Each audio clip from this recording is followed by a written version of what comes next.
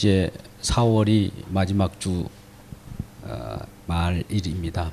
내일이 곧 5월 가정의 달이라고 하는 1년에 우리가 가정을 얼마나 돌보지 못했으면 가정의 달이라고 특별히 12달 중에 한 달을 이렇게 선택해서 가정을 생각하게 했겠습니까?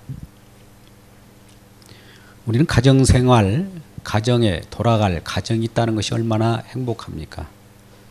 우리가 방황하고 이리저리 헤매다가 돌아갈 고향이 없듯이 가정이 없다면 얼마나 불편합니까? 어떻든 객지 생활을 하든 부모님을 떠나서 살아갈 때 우리 속에서는 가정을 향한 그런 마음들이 있게 되죠. 근데 오늘날 가정의 위기가 어디서부터 왔습니까? 세상 많은 문제들도 문제이고 또 정쟁도 문제이지만 가장 큰 위기는 가정의 위기입니다. 소단위인 가정, 가족 간의 분쟁, 갈등은 전체를 문제 삼게 되고 또 전 세계를 문제 삼을 수 있는 것이죠. 그래서 가정 생활, 가정 속에서 자라나는 자녀와 부모와의 관계가 굉장히 중요합니다. 그 자녀는 부모로부터 자라나는 열매와 같은 거예요. 그 부모를 보면 자녀를 알고 자녀를 보면 부모를 안다고 하죠. 우리는 이 땅에 심은 대로 법칙은 그대로 실현됩니다. 창세기 8장 22절 이하의 말씀대로 심은 대로 거둔다는 것은 부모의 모든 것들을 받아서 자라나는 자녀가 그 열매인 것이죠. 그래서 자녀를 보면 그 부모를 알게 되고 자녀의 문제는 부모의 문제입니다. 그래서 오늘 특별히 자녀와 부모와의 관계 속에서 우리에게 주는 교훈과 또 이 교훈뿐만 아니라 이는 하나님의 생명의 말씀이기에 우리에게 영적으로 또 생명으로 들려져야 한다 이 말이죠. 그래서 행복한 가정생활에 대한 가정 자녀 양육 방법과 또 부모를 섬기는 그 말씀이 오늘 나타납니다. 먼저 4절에 또 아비들아 너희 자녀를 노엽게 하지 말고 주의 교훈과 훈계로 양육하라. 부모에게 이제 권면하는 것이죠. 제가 먼저 자녀를 향한 이 말씀부터 먼저 전하는 것은 그 이유가 있습니다. 우리 자녀를 교육할 때 부모님은 주의 교훈과 훈계로, 오직 주의 교훈과 훈계예요. 자녀를 양육할 때 내 욕심으로 가르쳐서도 안 되고 세상 교육 방법을 가르쳐서도 안 되고 주의 교훈과 훈계로 양육하라. 이 말씀은 하나님 말씀으로 양육하라는 거예요. 하나님 말씀으로 양육하게 되면 하나님이 그를 기르시는 거예요. 할렐루야. 우리가 우리 자녀들을 조각하고 우리가 임무대로 어떤 상을 만들듯이 내 임무대로 내 욕심대로 그들을 이렇게 만들어 가서는 안 돼요. 내 욕심이 그 속에 나타나는 거예요. 자녀들이 세상 속으로 간다면 내가 그 욕심을 세상 속으로 가게 만들었기 때문에 자녀들이 세상으로 가는 것이죠. 주의 말씀으로 돌아오는 것은 왜 주의 말씀으로 돌아올까요? 내가 하나님의 교훈과 훈계, 하나님 말씀으로 자꾸 그에게 던져줬기 때문에 말씀으로 돌아오는 겁니다. 그래서 우리 주님께서도 오늘 자녀를 양육하는 방법은 주의 교훈과 훈계, 하나님 말씀을 먼저 그걸 가지고 양육하라는 것이죠. 근데 우리는 양육할 때 우리 욕심이 들어가고 우리 인간적인 요소가 들어가면 자녀들이 노여합니다. 하나님 말씀은 하나님께서 자녀를 노예하게 할 일은 없잖아요. 하나님은 사랑이신데 사랑으로 자녀에게 사랑을 전달하는 우리 하나님께서 양육하시면 틀림이 없습니다. 근데 우리는 하나님의 방법이 아닌 우리의 욕심을 그 자녀에게 투영해서 자녀가 성공하는 것을 나의 성공으로 같이 이렇게 세상적으로 커가는 그런 욕심 때문에 자녀들이 노여하게 되는 거예요. 분명히 노여합니다. 분을 내고 그에 따라서 반응을 하게 되는 것이죠. 그것은 자녀를 인격적으로 제하지 않고 하나님의 자녀로, 내 자녀이기 전에 하나님의 자녀임을 잊어버리고 내 소유로 여겼을 때 노여하게 됩니다. 그러면 자녀들이 노여할 때 왜 노여하는가를 보십시오. 노여했다라고 하면 내가 소유로 생각했다라고 하는 생각을 가지고 회개하시길 주의 이름으로 축복합니다. 그리고 자녀들은 하나님께서 우리에게 맡겨준 어떤 하나님이 우리에게 맡겨준 양이에요, 양. 그래서 나에게 맡겨준 양은 내가 하나님의 교훈과 훈계, 하나님의 말씀으로 양육하면 되는 건데 하나님의 교훈과 하나님 말씀으로 양육한 내 자녀를 다른 자녀하고 비교해서는 안 된다는 거죠. 하나님 말씀이 누구에게는 편협적으로 많이 양육되게 하고 어떤 사람에게는 하나님 말씀이 적게 임하여 가지고 적게 임하는 양육입니까? 그건 아니잖아요. 하나님 말씀은 누구에게라도 다 공평하고 충분하게 주어진 말씀이에요. 근데 우리는 왜 비교할까요? 하나님을 공평하지 않는 하나님으로 여기기 때문에 나도 애들을 비교하게 되는 것이죠.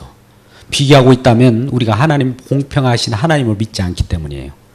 비교하지 않기를 주의 이름으로 축복합니다. 그래서 하나님이 양육을 할 때는 먼저 하나님의 말씀을 잘 들어야 돼요. 자녀들에게도 이러한 하나님 말씀을 잘 귀 기울여 들으라고 하시길 주의 이름으로 축복합니다. 우리 신명기 6장 4절, 5절, 6절 이하의 말씀 속에 쇠마라는 말이 있어요. 쇠마. 들으라 이 말이에요. 하나님 말씀을 들어야 말씀이 내 마음 가운데 임했을 때 말씀이 어떻게 나를 이끌어 가는가. 이 하나님께 맡기는 것이 양육이지 하나님은 내버려 두시고 말씀도 가만히 계세요. 내가 일일이 관여해서 내가 키우겠습니다. 이것도 옳지 않아요. 그러면 하나님이 역사하지 않습니다. 네 자녀를 네가 기르냐? 그러면 나는 외면당하는 데 있기 때문에 나 내버려 두겠다라고 하는 것이죠. 그러면 우리는 하나님께 맡겨버리고 내버려 두느냐? 아니에요. 관심을 가지고 하나님의 사랑이 자녀에게 미칠 수 있도록 기도해야 되는 것이죠. 부모의 역할은 그런 거예요.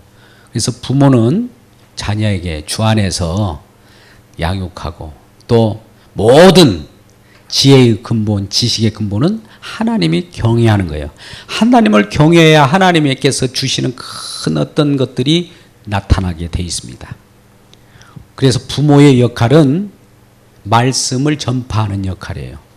자, 오늘 말씀을 1절로 돌아와서 자녀들아 주 안에서 너희 부모에게 순종하라 이것이 옳으니라. 자, 이 말씀을 들으면 보통 효도로 바로 들어가서 생각해요. 오늘 이 말씀이 효도를 말씀한 건 아니에요. 여러분 잘 들어보십시오. 자녀들아 주 안에서, 여러분 이 사도 바울이 주 안에서라는 말을 표현을 합니다. 주 안이라고 하는 것은 이미 완성된 세계를 주 안이라고 그래요. 주 안에서, 완성된 세계 안에서 내 부모를 공경하라고 해요. 공경한다는 것은 왜 공경할까요? 부모님이 자녀를 교훈할 때 하나님께서 받은 그 말씀을 전달했기 때문에 부모를 공경하는 거예요. 그러니까 부모에게 구약 시절에는, 잘 보십시오, 구약의 부모님의 역할은 하나님의 말씀을 받았어요. 날마다 미간에 붙이고 손목에 새기고 이렇게 신명기 6장 4절 이하에 쭉 뒤로 가면은 그런 말씀이 나옵니다. 그리고 이 건너가는 우리 문턱이라든지 다 이렇게 새기고 있었어요. 그러니까 말씀을 쥐고 있는 자가 누구예요? 부모예요. 그러니까 자녀는 부모를 공경하는 이유가 부모가 말씀을 가지고 있기 때문에 공경하는 거예요. 자, 역으로 물었겠습니다. 부모가 말씀이 없으면 공경이 될까요? 아니죠. 부모에게 있는 그 말씀 때문에 공경하는 거예요. 부모 속에 있는 말씀, 물론 예수를 믿는 믿음 가운데는 부모님이 예수를 믿으면 예수님 함께 계시기 때문에 예수님 그 안에 있기 때문에 공경하는 것이지, 예수를 안 믿는다, 그것은 효도일 뿐이에요. 육신의 부모니까 그냥 날 낳아주셔서 그냥 육신적으로 그에게 우리가 효도할 뿐이에요. 근데 이 효도는 잠시 잠깐 끝나버리잖아요.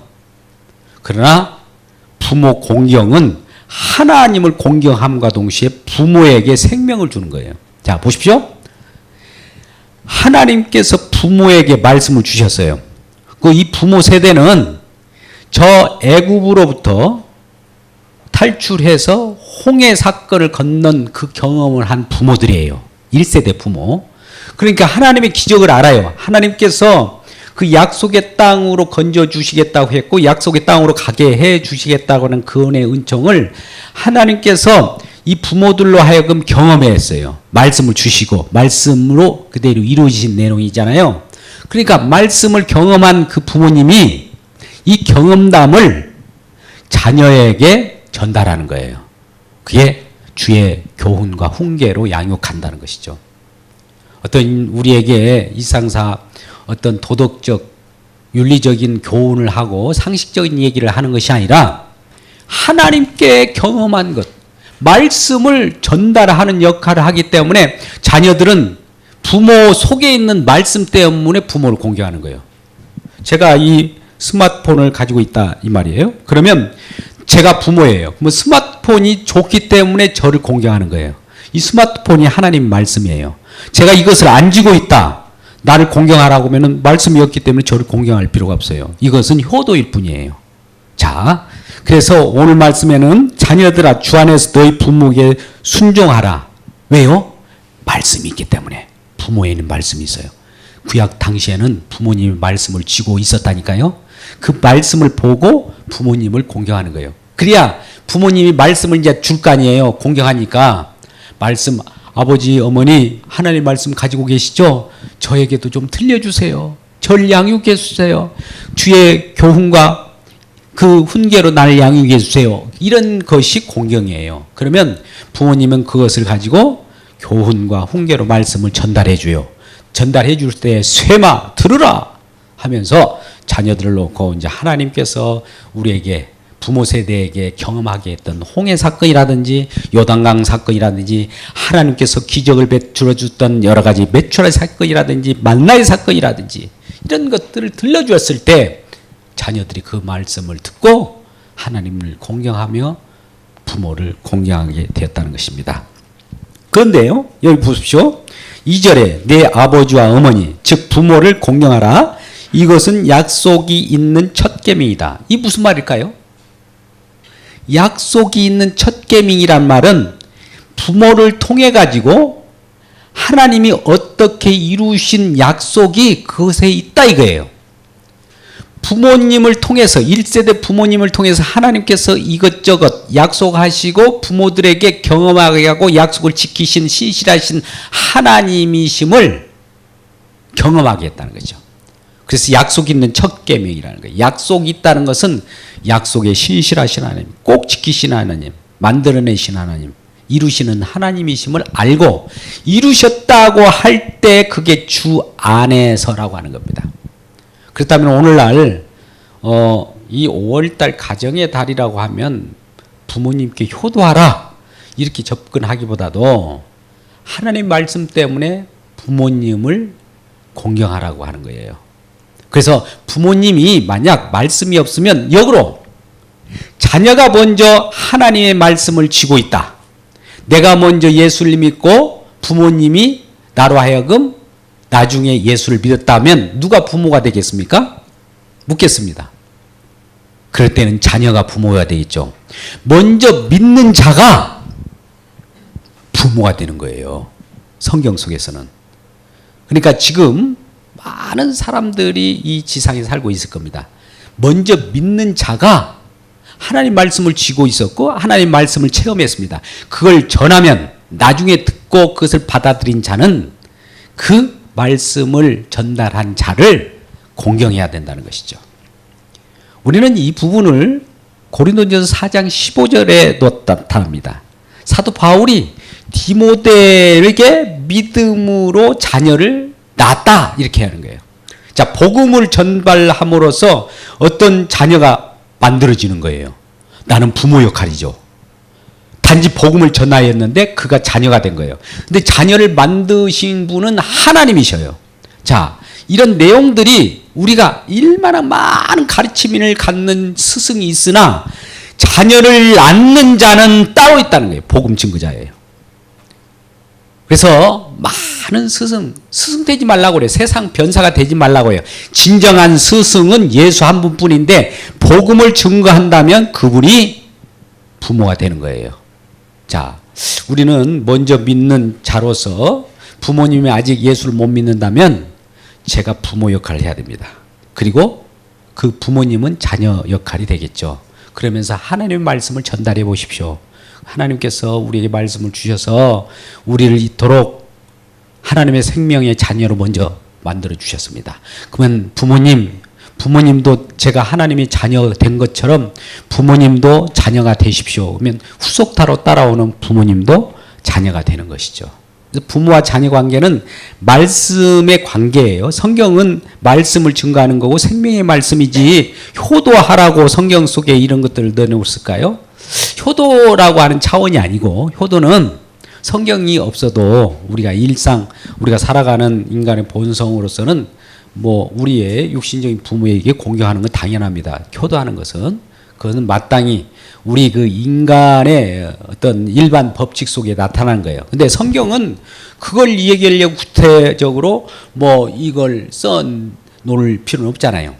그러면 인류사 전체를 기록해야 되겠죠. 효도에 대한 것, 공자에 대한 것 막 다 써야 돼요. 근데 그것이 아니에요. 이건 생명의 말씀이에요. 그래서 오늘 계명으로 이것이 지켜졌음을 알아라는 거예요. 약속이 있다는 것은 뭔가 하나님께서 부모님을 통해서 우리에게 그 하나님의 자녀가 되게 하는 권세로 약속하셨구나. 약속의 계명이라는 거예요. 근데 약속의 계명은 첫째 계명. 우리 계명의 궁극적인 건 뭐죠? 사랑이죠, 사랑. 그래서 자녀들은 계명, 완성된 계명은 사랑이기 때문에 사랑으로 양육해야지 다른 기능적으로 양육해서는 안 됩니다. 오늘날 날마다 성공해야 한다. 남보다도 빨리 가라. 이런 사랑이 없이 그런 것만 기능적으로 우수한 어떤 것을 뽑아내게 되면 그는 나중에 성공할지 모르지만 그것이 부모에게 다시 돌아옵니다. 저항으로.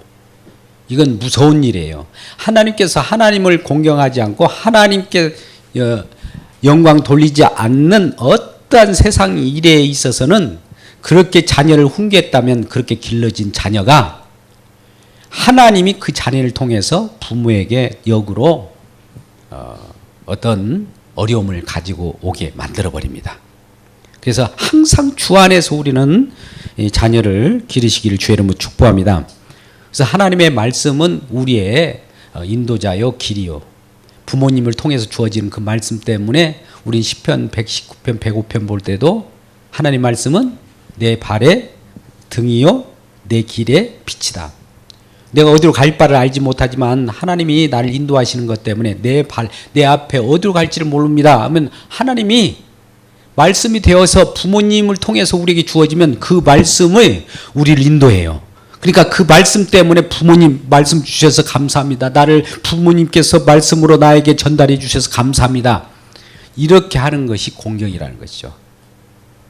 부모님을 만나지 못했다면 그 말씀을 받지 못했기 때문입니다. 그래서 우리도 부모가 되려면 먼저 예수를 믿어야 돼요. 예수 안 믿고 나는 부모야. 그 예배당에 가지 마. 예배도 드리지 마. 바쁜 세상에 그 시간을 좀 아껴. 이런 부모가 있다면 그거는 부모가 아니죠. 그래서 항상 믿음의 부모가 되시기를 주의 이름으로 축복합니다. 첫 번째 전제가 믿음이에요. 믿음이 없이 어떤 일을 행하는 것은 하나님을 기쁘시게 못한다고 히브리서 11장 6절에서 말씀하잖아요. 그러니까 항상 하나님께서 나에게 어떤 일을 행해 주실 걸 믿고 자녀를 통해서 하나님 주신 그 말씀이 결과적으로 자녀에게 또 전달되어서 자녀가 새로운 생명으로 탄생하는 그거 담당한 자가 부모인 거예요.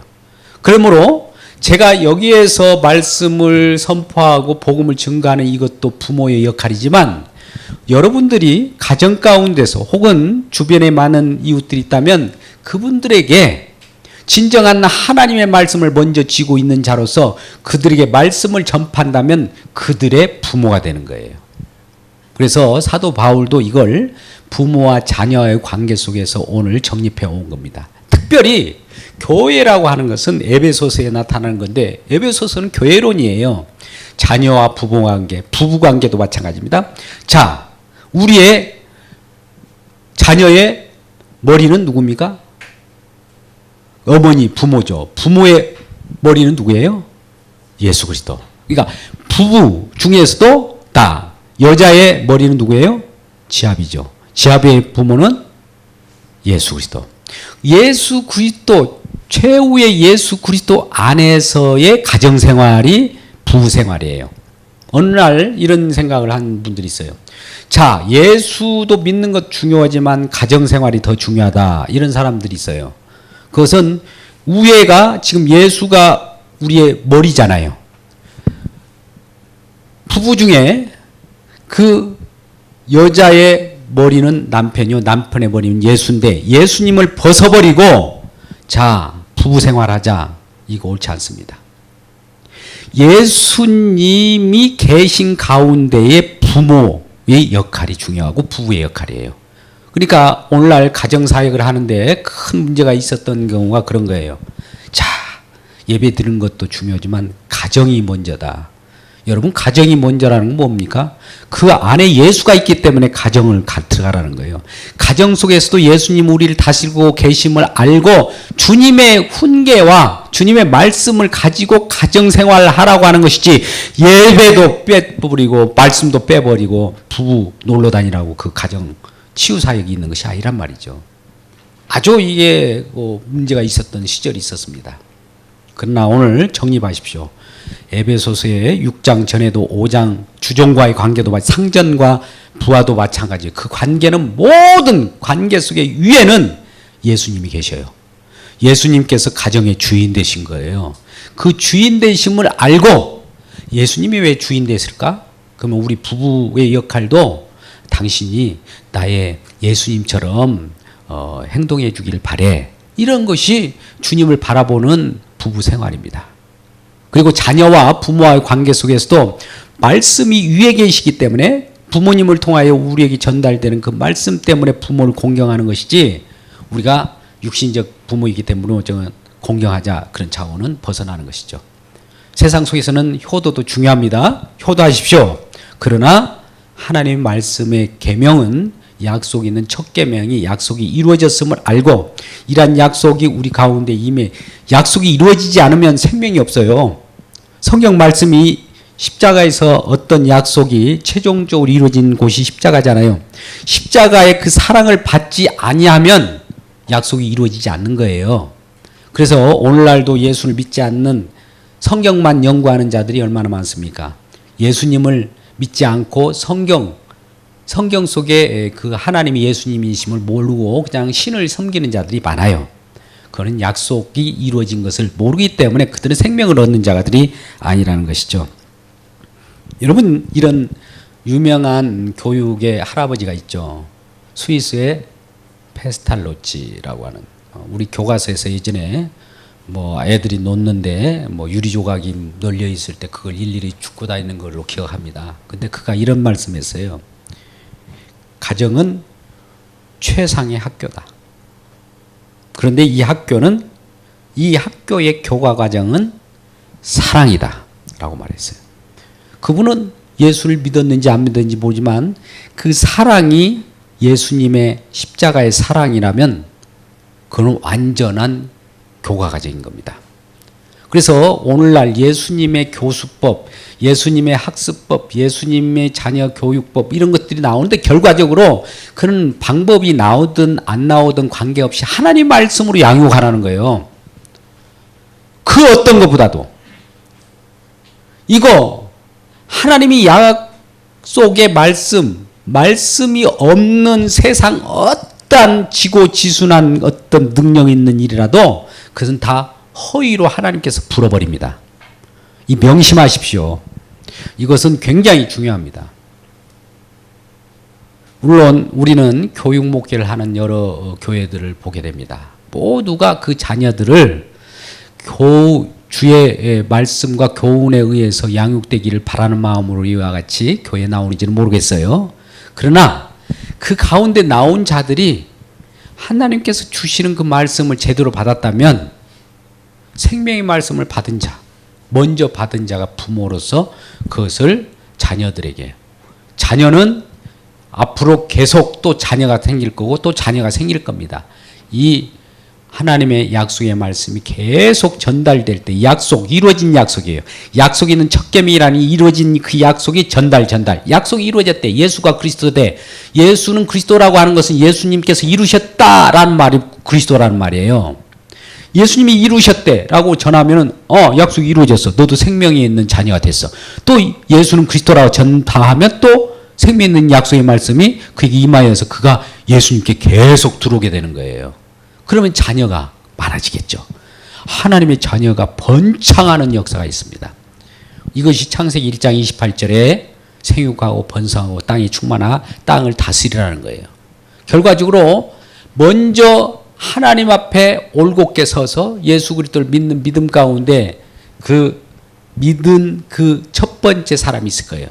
그러면 계속 거기로부터 출발해서 지금 계속 전 지역에 이 지구촌에 많은 곳에서 자녀 삼는 것이 많아요. 물론 제자 삼기라고 많은 표현하지만 다 자녀 삼는 겁니다. 오늘 말씀은 그렇게 이해하시길 주의 이름으로 축복합니다. 그래서 가정의 달이라고 해서 예수님을 제외하고 오늘은 저쪽에 우리 예수님 죄송합니다 하면서 어디 다로 돌아다니는 것이 가정의 달이 아니에요. 가정의 달일수록 더욱더 예수님 앞에 더 가까이 와야 돼요. 그러면 예수님이 더 많은 것으로, 이 세상 속에 뭐 예비된 것이 뭐가 있겠어요. 뭐 누가 아무리 좋은 쌓아놓은 것을 우리에게 준다고 해도 그 한정된 거지만 하나님께서는 보물 창고입니다. 모든 것을 다 갖고 계신 분이에요. 그래서 어떤 방법으로라도 하나님 주셔요. 더욱더 하나님을 가까이 하는 자들. 근데 우리는 너무나 미련해서 어떻습니까? 하나님의 교훈과 훈계를 멸시하고 세상을 쫓아가는 자가 많다는 거죠. 잠언서에 계속 나오는 말씀입니다. 미련한 자들은 하나님을 경외하지 않고 세상을 쫓아가는 거예요. 그러면 세상 지혜보다도 뚜렷한 하나님께서 주시는 지혜가 있으니 그건 하나님을 경외하는 거예요. 하나님을 경외해야 부모로부터 흘러내리는 나의 주시는 생명의 말씀을 듬으로 내가 거듭났을 뿐만 아니라 모든 세상 속에 있는 세상을 다스릴 수 있는 권세마저도 우리 주님께 부여받기 때문입니다. 그래서 우리는 모든 학교 교과 과정 속에서도 사랑이라고 하는 그런 사랑을 통해서 이웃에게 전파될 때, 또 자녀에게 양육할 때 그 사랑은 녹이고도 남아요. 그러면 자녀들은 노여하지 않겠죠. 사랑 속에는 용서함이 있거든요. 그러면 자녀를 분내어서 왜 이걸 못했느냐고 꾸짖기 전에 사랑으로서 이렇게 다스리게 되면 그 사랑이 그를 용서하고 우리를 사랑하는 겁니다. 오늘 말씀을 요약합니다. 주 안에서 내 부모를 공경하라고 할 때 공경하는 것이 주 안에서요. 율법의 완성된 그 속에서 공경하라고 하는 겁니다. 그래서 부모는 어떻게 보면 구원 정보를 전달해 주는 거예요. 구원의 내용, 복음을 전달하는 자가 부모가 되고요. 그걸 받는 자가 자녀가 되는 겁니다. 오늘 이란 에베소서 6장 1절에서 4절까지 부모와 자녀의 역할 관계를 잘 정립하고 가정의 달 새롭게 출발하는 귀한 저와 여러분 되시기를 주님의 이름으로 축복합니다.